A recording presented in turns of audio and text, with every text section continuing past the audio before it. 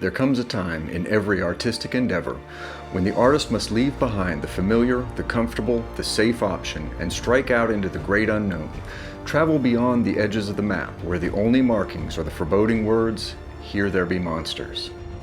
Come along with me and we'll explore such a place known to photographers as manual mode.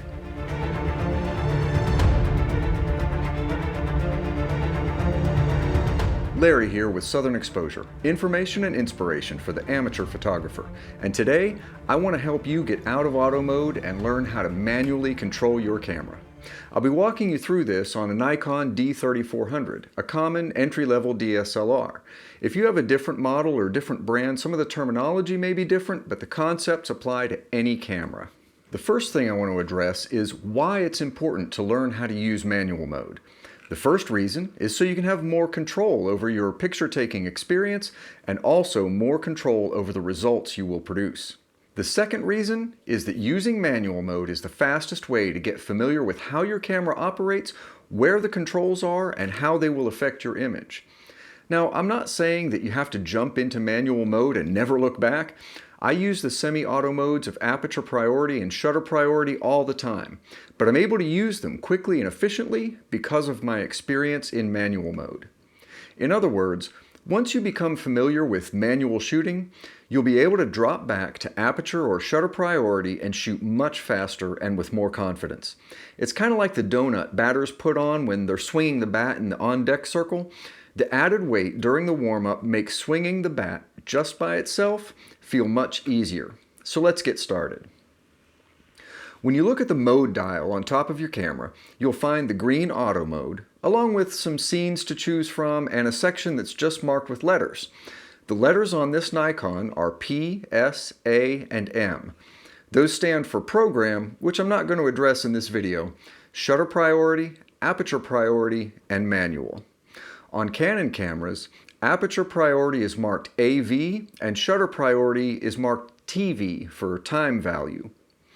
Whenever you take a picture, the three components of the exposure triangle are adjusted to produce a proper exposure. Not too bright, not too dark. The only difference is whether the camera makes those adjustments on its own or you make the adjustments yourself. In manual mode, you'll be adjusting each of the parameters yourself: shutter speed, aperture, and ISO. But don't worry, you won't be doing it blind. You'll use your camera's light meter to tell you whether or not you'll get a proper exposure. So first, let's just put the camera into manual mode and adjust some settings. Once you're in manual, you use the command dials to adjust the settings. On this D3400, there's only one command dial, so it will be used for all three. This is pretty common on entry-level cameras.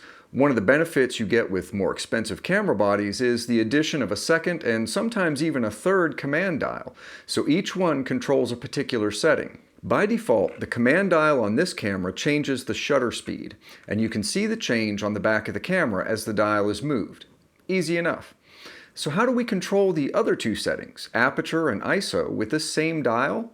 By holding down a button on the camera body and rotating the dial.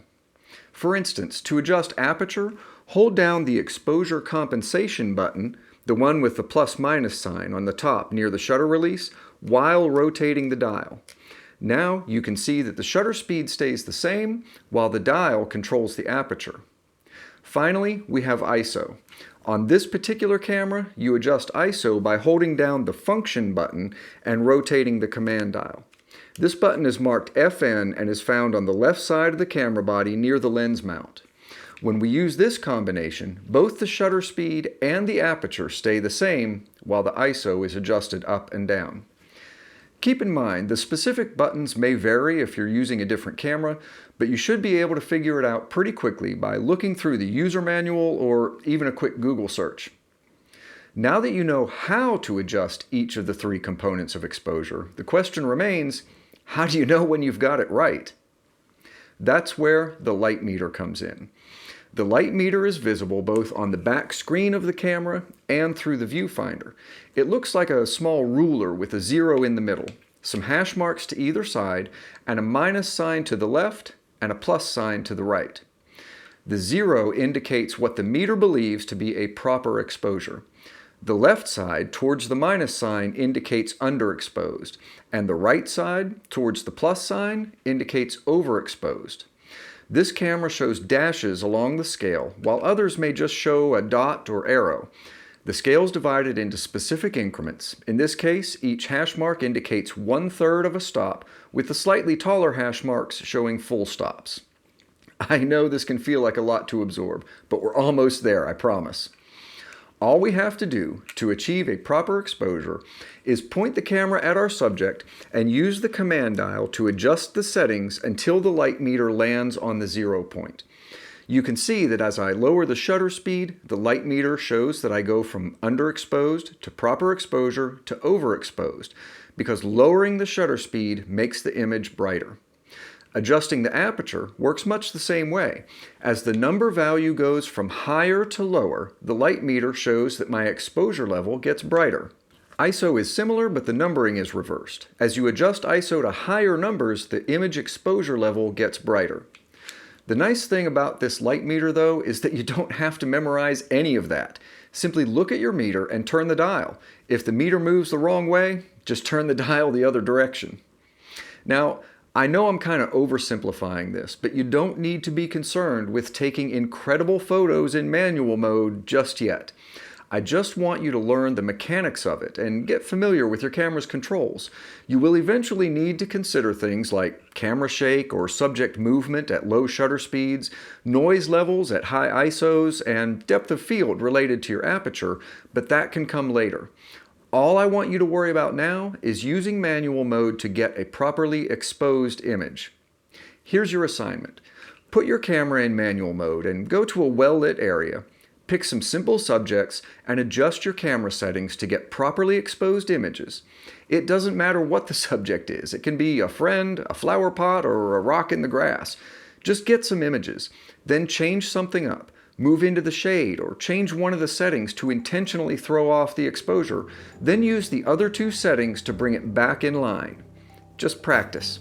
Knowing your camera and how to adjust the settings for the exposure you want is critically important, especially as you start to grow and expand into more challenging photos, and the sooner you start, the better.